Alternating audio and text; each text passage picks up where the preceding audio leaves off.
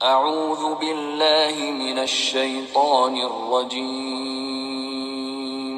بسم اللہ الرحمن الرحیم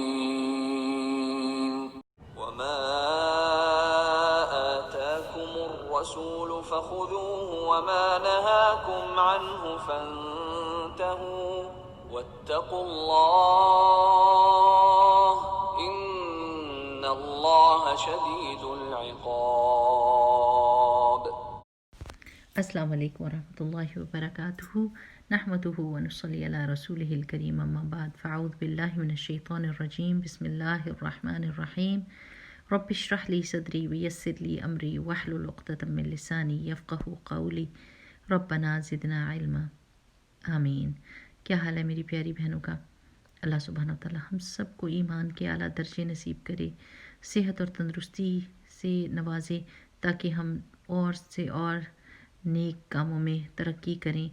اللہ سبحانہ تعالیٰ ہمیں توفیق دے کہ جس طرح دنیا کی ترقی اللہ تعالیٰ ہم کو دیتا ہے، ایسی روحانی ترقی بھی ہم کو عطا فرمائے، ہمارے علم میں اضافہ کر کے، اور اللہ سبحانہ تعالیٰ ہمیں سنت رسول صلی اللہ علیہ وسلم پر جمائے رکھے، کیونکہ ہماری آخرت میں اجر اور ثواب کی ایک شرط یہ ہے کہ ہمارے اعمال جو ہیں وہ رسول اللہ صلی اللہ علیہ وسلم کی سنت پر ہوں۔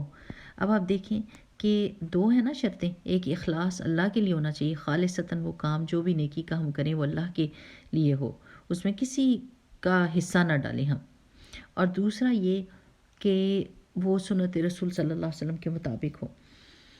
اب یہ دو چیزیں ہیں جدھر شیطان آ کے بہت انسان کو گڑبڑاتا ہے اور ایسے دھوکے دیتا ہے، ایسی باتیں ذہن میں ڈالتا ہے عقل کے ذریعے سے کہ عقل سے سوچو کہ یہ ہو سکتا ہے، وہ ہو سکتا ہے، اور اس کو بھٹکاتا ہے۔ لیکن ہم چونکہ اللہ تعالیٰ سے یہ دعا مانگتے ہیں نا کہ ربنا لا تزغ قلوبنا بعد اذ ہدیتنا وہب لنا من لدنک رحمہ، نا، تو اللہ سبحانہ وتعالیٰ ہماری حفاظت فرماتا ہے۔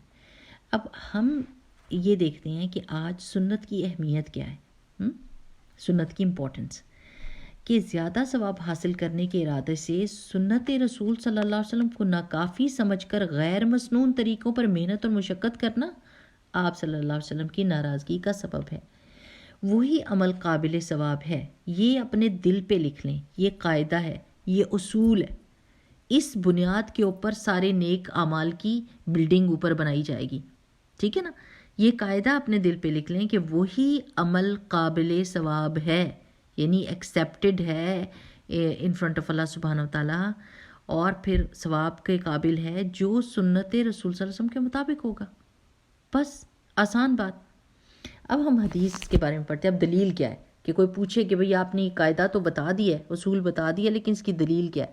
تو اس کی دلیل حدیث سے ہمیں ملتی ہے، عن انس رضی اللہ عنہ یقول جاء ثلاثة رہط الى بیوت ازواج النبی صلی اللہ علیہ وسلم یسألون عن عبادت النبی صلی اللہ علیہ وسلم، کہ انس رضی اللہ تعالیٰ عنہ فرماتے ہیں کہ تین افراد ازواج مطہرات کے گھروں رضی اللہ عنہ کے گھروں میں حاضر ہوئے اور نبی کریم صلی اللہ علیہ وسلم کی عبادت کے بارے میں سوال کیا۔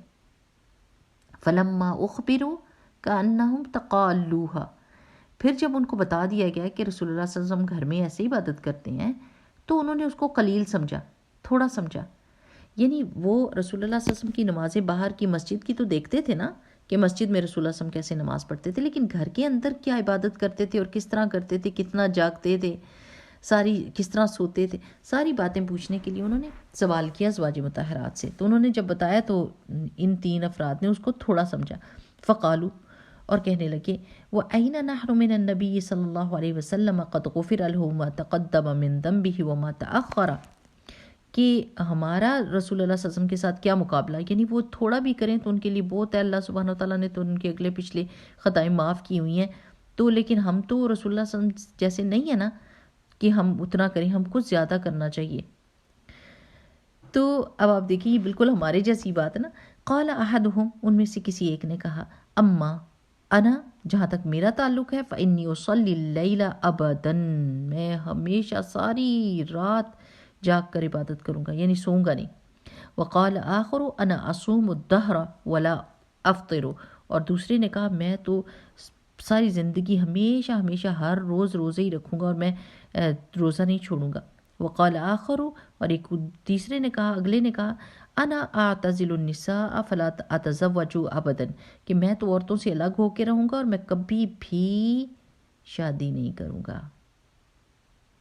فجاء رسول اللہ صلی اللہ علیہ وسلم، اب رسول اللہ صلی اللہ علیہ وسلم ازواج مطہرات یہ باتیں سن رہی تھی اندر سے، گھروں کے اندر آواز جاتی ہے نا، باہر کھڑے ہو کے بات کر رہے تھے. تو رسول اللہ صلی اللہ علیہ وسلم ان کے پاس آئے، ان لوگوں کے پاس، الیہم فقالا، تو کہنے لگے، انتم الذین قلتم کذا و کذا، کیا تم وہ لوگ ہو جنہوں نے یہ اور یہ کہا ہے، یعنی یہ باتیں کی ہیں. اما واللہ انی لاخشاکم للہ واتقاکم لہ لیکنی اصوم وافطر واصلی وارقد واتزوج النساء فمن رغب عن سنتی فلیس منی. تو جب انہوں نے تصدیق کر دی کہ جی یا رسول اللہ ہم نے یہی بات کہی ہے، تو رسول اللہ صلی اللہ علیہ وسلم نے فرمایا کہ خبردار، اللہ کی قسم میں تم سب سے زیادہ اللہ تعالیٰ سے ڈرنے والا ہوں اور تم سب سے زیادہ پرہیزگار ہوں، لیکن میں روزہ رکھتا بھی ہوں، چھوڑتا بھی ہوں، رات کو قیام کرتا ہوں اور آرام بھی کرتا ہوں، اور میں نے نکاح بھی کیے ہیں. یاد رکھو، جس نے میری سنت سے منہ موڑا اس کا مجھ سے کوئی تعلق نہیں. اب یہ دیکھ لیں کہ دین کے کاموں میں ہماری مرضی نہیں چلے گی کہ ہم کہیں کہ میرا تو دل یہ چاہ رہا ہے کہ میں یہ کروں. آپ کو میں ایک رول بتا دیتی ہوں، جیسے آپ نے یہ ابھی قاعدہ سیکھا ہے نا کہ وہی عمل قابل ثواب ہے جو رسول اللہ صلی اللہ علیہ وسلم کی سنت کے مطابق ہوگا. بس اس کو سٹینڈرڈ بنا لیں. جو بھی کوئی آپ کے سامنے کوئی چیز پیش کرے، آپ دیکھیں کہ وہ سنت رسول صلی اللہ علیہ وسلم میں ہے، اللہ کے رسول صلی اللہ علیہ وسلم نے کیا، تو الحمدللہ کھلے دل سے اس کو قبول کریں اور اس کو اڈاپٹ کر لیں. اور اگر وہ رسول اللہ صلی اللہ علیہ وسلم کی سنت سے نہیں ہے تو اس پر محنت کرنے کی بجائے سنت کے مطابق بہت سارے اعمال ہیں جو ہم کر کے اللہ تعالیٰ کی رضا حاصل کر سکتے ہیں. کوئی کمی نہیں ہے، کوئی ایڈیشن کرنے کی ضرورت ہی نہیں ہے میری پیاری بہنوں. دین تو مکمل ہے، بالکل کمپلیٹ، جیسا اللہ کو چاہیے ویسا رسول اللہ صلی اللہ علیہ وسلم نے ہم کو دے دیا ہے. اس میں ہماری خوابوں، ہمارے دل کی کوئی بات کی ایڈیشن کی کوئی گنجائش ہی نہیں ہے کہ میرا دل یہ کہتا ہے یا میں نے یہ خواب دیکھا یا اس بزرگ نے یہ خواب دیکھا کہ اب یہ کریں اب وہ کریں. نو، ہمارا دین خوابوں پہ نہیں چلتا یا لوگوں کی دلوں کی مرضی پہ نہیں چلتا. ہمارا دین اللہ سبحانہ و تعالیٰ کے دی ہوئی شریعت کے مطابق اور رسول اللہ صلی اللہ علیہ وسلم کی سنت کے مطابق چلتا ہے. اب دوسرا اصول آپ اپنا یہ سوچ لیں کہ اگر آپ کا دل کہے کہ ہائے سجدے میں تو بڑا ہی مزہ آتا ہے، سجدے میں سے تو سر اٹھانے کو دل نہیں کرتا، تو ایسی کرتی ہوں ایک رکعت میں 2 کی جگہ 3 سجدے کر لیتی ہوں. ہو سکتا ہے میری پیاری بہنوں یہ کہ آپ 30 سجدے کرنے شروع، نیکی کی چیز ہے نا، سجدہ کوئی بری چیز ہے؟ سجدہ نیکی کی چیز ہے. آپ اللہ کی تسبیح کر رہے ہیں اور آپ سجدہ کر رہے ہیں، لیکن آپ نہیں کریں گی، آپ کسی دوسرے کو بھی نہیں کرنے دیں گی.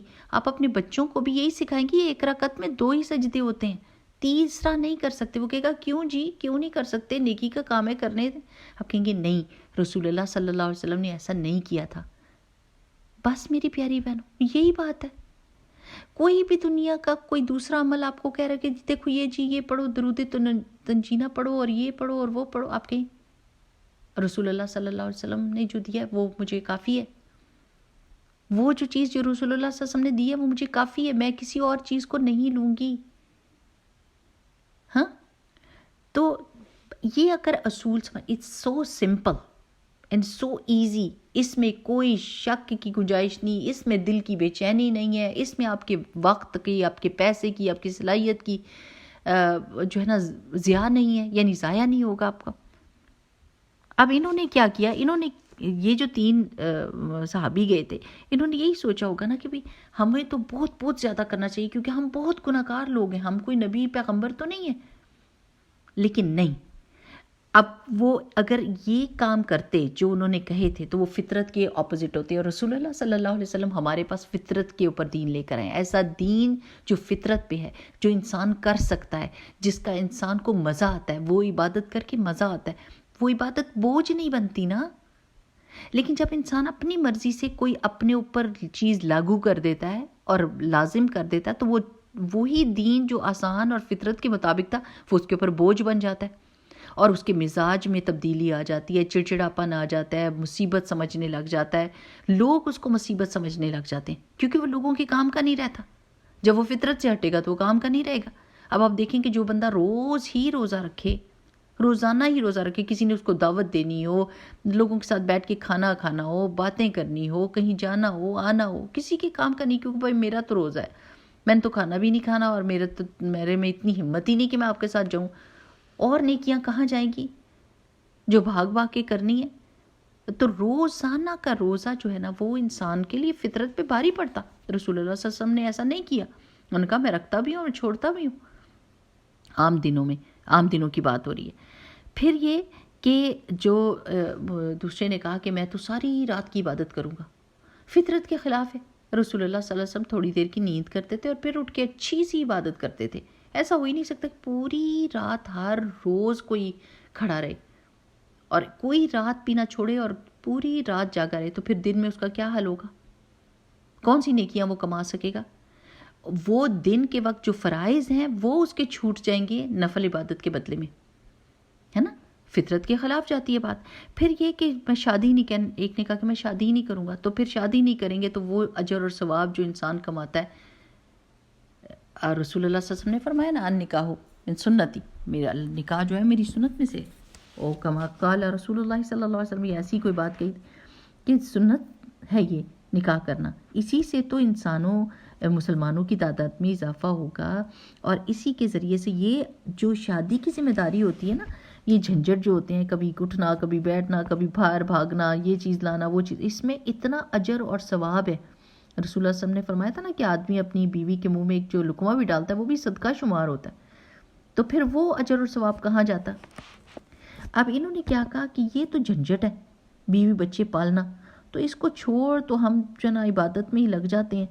تو صرف اور صرف اللہ تعالیٰ کی عبادت اور مسنون کام کو ناکافی سمجھا تو رسول اللہ صلی اللہ علیہ وسلم کا غضب ان کو دیکھنا پڑا. یعنی رسول اللہ صلی اللہ علیہ وسلم کو اس بات پر یہ بات اچھی نہیں لگی.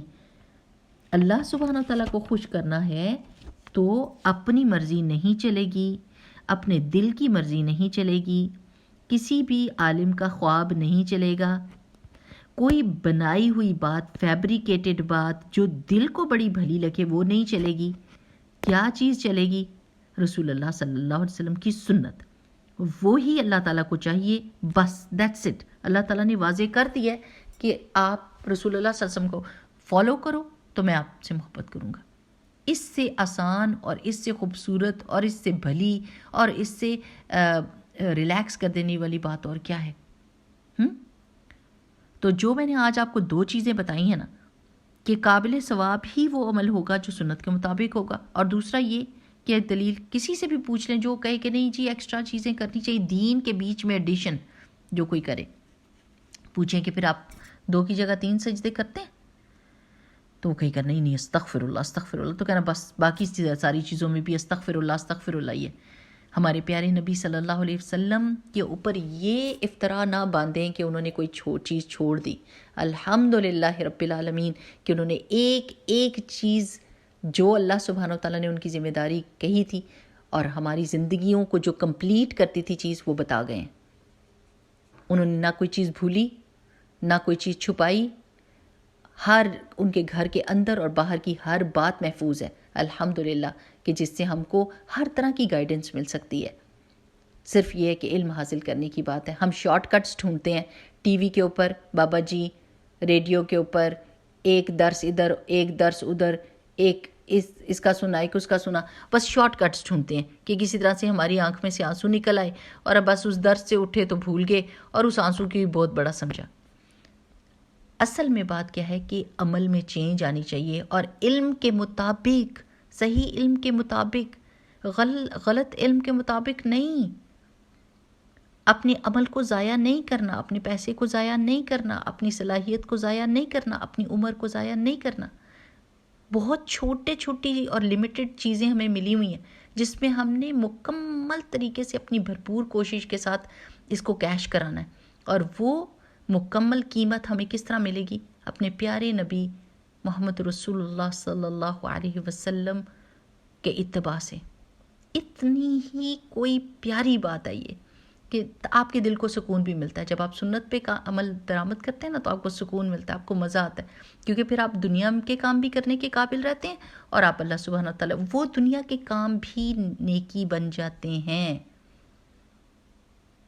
سونا، جاگنا، اٹھنا، کھانا، پینا، لوگوں کے ساتھ میل ملاقات، عبادت، ہر چیز اگر سنت کے مطابق ہو تو آپ کی زندگی ایسی میٹھی اور شفاف اور خوبصورت ہو جائے.